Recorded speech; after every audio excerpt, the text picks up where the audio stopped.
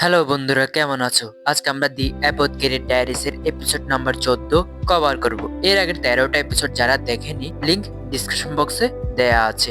তাহলে শুরু করা যাক। এই এপিসোডটির নাম হলো দি ডান্সিং গোস্ট। এপিসোডের শুরুতে আমরা দেখি যে ইনার প্যালেসে হঠাৎ করে একটি গুজব ছড়িয়ে পড়ে যে রাতের বেলা গোসলখানার কাছে একটি সাদা পোশাক পরা নাচছে এমন ভূত দেখা যাচ্ছে।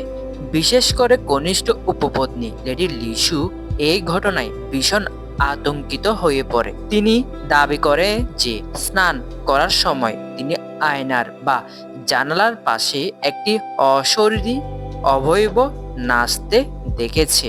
এরপরে মাস্টার জিনসি এই রহস্য সমাধানের দায়িত্ব মা মাওয়ের উপর ন্যস্ত করে। মা মাও যখন তদন্ত শুরু করে, সে অলৌকিক কিছুতে বিশ্বাস না করে বৈজ্ঞানিক কারণ খুঁজতে থাকে। সে লেডি লিসুর স্নানাগারটি পরীক্ষা করে দেখে এবং লক্ষ্য করেছে সেখানে বাতাসের প্রবাহ এবং ধোঁয়ার একটি বিশেষ বিন্যাস তৈরি হয়। 2. স্নানাগারের জানালার বাইরে একটি নির্দিষ্ট গাছ রয়েছে যার ডালপালা বাতাসে নড়লে ছায়াটি মানুষের অবয়বের মতো দেখায়। 3.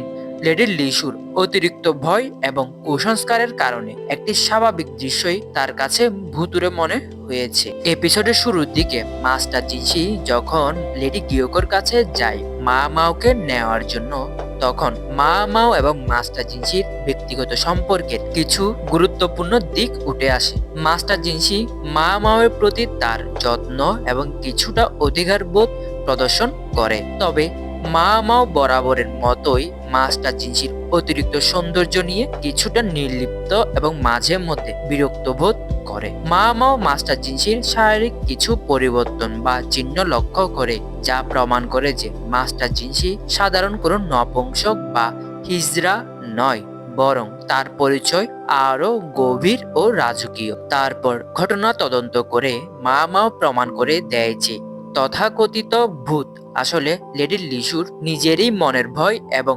পারিপার্শ্বিক অবস্থায় প্রতিফলন। সে বুঝতে পারে যে কেউ ইচ্ছে করে লেডি লিসুকে ভয় দেখানোর জন্য কিছু ছোটখাটো কারসাজি করেছিল যাতে সে দুর্বল হয়ে পড়ে। মা মাও সেই রহস্য ভেদ করে লেডি লিসুকে শান্ত করে। লেডি গিয়োকো এই পর্বে মা মাওকে তার বিশ্বস্ত সঙ্গী হিসেবে পাশে রাখে। তিনি মা মাও এবং মাস্টার জিনসির মধ্যকার সম্পর্কের উত্তেজনাটি বেশ উপভোগ করে এবং মাঝে মধ্যে মজার মন্তব্য করে তাদের অস্বস্তিতে ফেলে।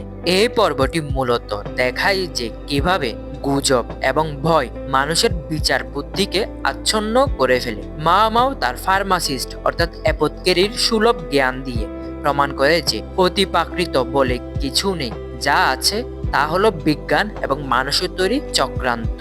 আর এখানেই এপিসোডটির সমাপ্তি ঘটে। বন্ধুরা, এই এপিসোডটি কেমন লেগেছে অবশ্যই কমেন্ট করে জানাবে। আর যদি ভিডিওটি ভালো লেগে থাকে অবশ্যই একটি লাইক করবে। ততদিন এই চ্যানেলটিকে সাবস্ক্রাইব করে এই চ্যানেলটির সাথে থাকতে হবে। আপাততের জন্য গুড বাই।